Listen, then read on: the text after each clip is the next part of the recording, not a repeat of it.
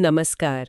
आज हमारे पास NOCT परीक्षा की तैयारी पर कुछ बहुत दिलचस्प नोट्स हैं। जो कोई भी इस तरह की बड़ी परीक्षाओं की तैयारी करता है वो जानता है कि कैसा लगता है जब आप स्टडी मटेरियल के ढेर में एक तरह से डूब जाते हैं। हाँ, बिल्कुल। ये नोट सिर्फ ये नहीं बताते कि क्या पढ़ना है, बल्कि वो एक पूरी फिलॉसफी देते हैं कि कैसे पढ़ना है।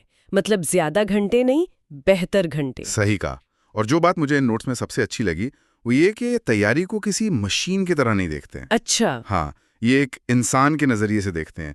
पूरी तैयारी को आप कह सकते हैं 3 बड़े हिस्सों में बांटते हैं। पहला तो है एक मजबूत वैचारिक नींव तैयार करना। ठीक है। दूसरा, उस नींव पर स्मार्ट तरीके से अभ्यास करना। अच्छा। और तीसरा, जो शायद सबसे जरूरी है, अपने शारीरिक और मानसिक स्वास्थ्य को प्राथमिकता देना।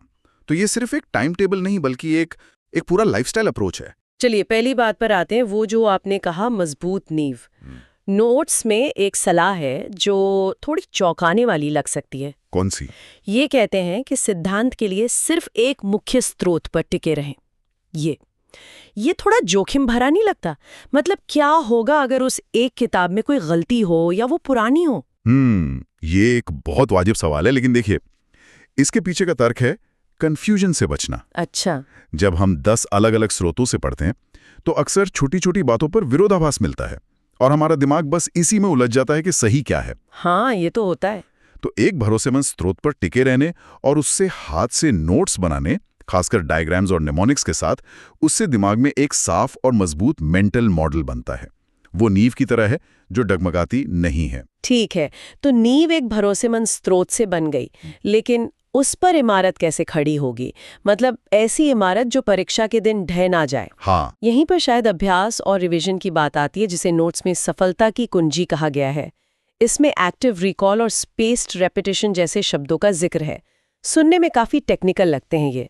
हाँ लगते हैं, पर हैं बहुत आसान। चलिए इन्हें आसान बनाते हैं। एक्टिव रिकॉल का मतलब सिर्फ नोट्स को दोबारा पढ़ना नहीं है। तो फिर क्या है? ये कुछ ऐसा है जैसे आप रेडियो पर कोई गाना सुनते हैं तो उसे पहचान लेते हैं, है ना? हाँ, बिल्कुल। लेकिन जब उसे खुद गुनगुनाने की कोशिश करते हैं तब दिमाग को असली मेहनत करनी पड़ती है।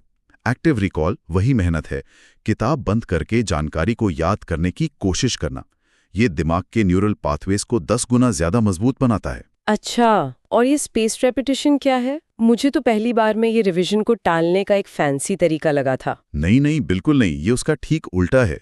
ये तकनीक इस बात पर आधारित है कि हमारा दिमाग भूलता कैसे है। किसी चीज को बार बार रटने के बजाय आप उसे ठीक तब दोहराते हैं जब आप उसे भूलने वाले होते हैं, हर बार बढ़ते हुए अंतराल पर। ऐसा करने से आप अपने दिमाग को सिग्नल देते हैं कि भाई ये जानकारी जरूरी है, इसे लंबे समय तक याद रखना है। तो ये एक तरह का स्मार्ट वर्कआउट हुआ दिमाग के लिए। बिल्कुल। ये स्प्रिंट नहीं, मैराथन के लिए ट्रेनिंग करने जैसा है। लेकिन किसी भी वर्कआउट की तरह आप 24 घंटे तो नहीं कर सकते, आराम भी चाहिए। और यहीं पर इन नोट्स का तीसरा और मुझे लगता है सबसे अहम हिस्सा आता है, दिनचर्या और स्वास्थ्य। बिल्कुल।